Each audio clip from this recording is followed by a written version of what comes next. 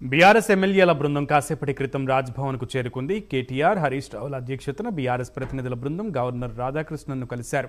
రాష్ట్రంలోని ప్రస్తుత పరిస్థితిని గవర్నర్కు బీఆర్ఎస్ నేతలు వివరించారు. నిరుద్యోగులపై ప్రస్తుతం పెట్టినటువంటి కేసులను ఎత్తివేయాలని గవర్నర్ను కోరనున్నారు. ఇక అంతేకాకుండా ప్రోటోకాల్, పార్టీ ఫిరాయింపులపై కూడా బీఆర్ఎస్ నేతలు ఫిర్యాదు చేశారు.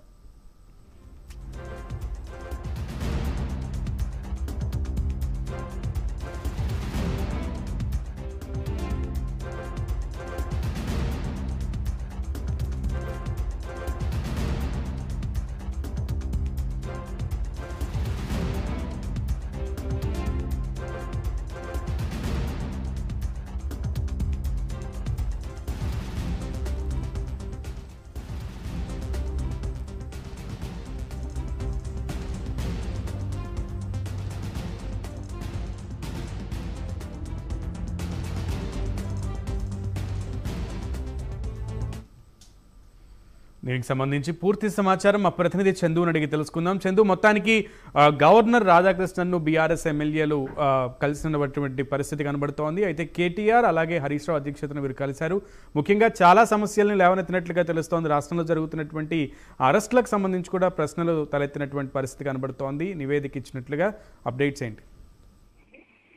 సునీల్, కొద్దిసేపటి క్రితమే గవర్నర్ రాధాకృష్ణతో బీఆర్ఎస్ ఎమ్మెల్యేల బృందం భేటీ అయింది. ముఖ్యంగా రాష్ట్రంలో ఎమ్మెల్యేలకు ప్రోటోకాల్ సమస్యతో పాటు ఆ ఎమ్మెల్యేల ఏదైతే పార్టీ ఫిరాయించిన ఎమ్మెల్యేలపై ఫిర్యాదు, అదేవిధంగా రాష్ట్రంలో శాంతి భద్రత సమస్యలపై కూడా ఈ రోజు గవర్నర్ కు ఫిర్యాదు చేశారు. ప్రధానంగా చూసినట్లయితే గత కొద్ది రోజులుగా ఏదైతే బీఆర్ఎస్ పార్టీ ఎమ్మెల్యేలకు సంబంధించి నియోజకవర్గాలకు వెళ్తున్నప్పటికీ కూడా అధికారులు ప్రోటోకాల్ ఇవ్వడం లేదు. ముఖ్యంగా టీఆర్ఎస్ పార్టీ ఎమ్మెల్యేలపై కూడిపోయినటువంటి కాంగ్రెస్ పార్టీ వాళ్ళని అసీపై పిలుస్తున్నారు. వాళ్ళతోనే కళ్యాణ లక్ష్మి లాంటి చెక్కులు పంపిణీ చేపిస్తున్నారు, పింఛన్ల పంపిణీ చేస్తున్నారు.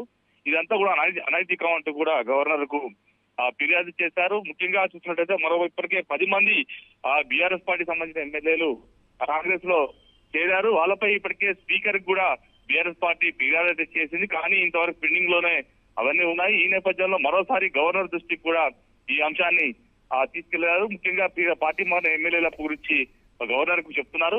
ఏదైనా ఖచ్చితంగా వీటిపై యాక్షన్ అయితే తీసుకోవాలని కూడా చెప్తున్నారు. మరోవైపు చూసినట్టయితే రాష్ట్రంలో శాంతి భద్రతల సమస్యపై కూడా గవర్నర్ కు చెప్తున్నారు. ఎందుకంటే రాష్ట్రంలో కాంగ్రెస్ ప్రభుత్వం అధికారంలోకి వచ్చిన తర్వాత శాంతి భద్రతలు అదుపు తప్పాయి. ముఖ్యంగా రాష్ట్రంలో అనేక హత్యలు, ఆత్మహత్యలు, చాలా సంఘటనలు కూడా జరుగుతున్నా కూడా ప్రభుత్వం పట్టించుకోవడం లేదు. ముఖ్యంగా పోలీసు ఎవరైనా ఫెయిల్ అయింది అనే అంశాన్ని కూడా గవర్నర్ కి చెప్పే ప్రయత్నం అయితే ప్రస్తుతం చేస్తా ఉన్నారు. ముఖ్యంగా చూసినట్టయితే బీఆర్ఎస్ మొత్తం 3 దశలుగా కూడా పోరాటాన్ని అయితే కొనసాగిస్తా ఉంది. ముఖ్యంగా చూసినట్టయితే ప్రోటోకాల్ సంబంధించి కావచ్చు, అదేవిధంగా పార్టీ ఫిరాయింపుల అంశం కావచ్చు. ఈ రెండింటిపై కూడా ఇప్పటికే అటు ప్రజాక్షేత్రంలో ఫైట్ చేస్తున్నాయి. మరోవైపు ఇటు స్పీకర్, అదేవిధంగా గవర్నర్ వ్యవస్థ వద్ద కూడా ఈ అంశాన్ని అయితే తీసుకొని వచ్చింది.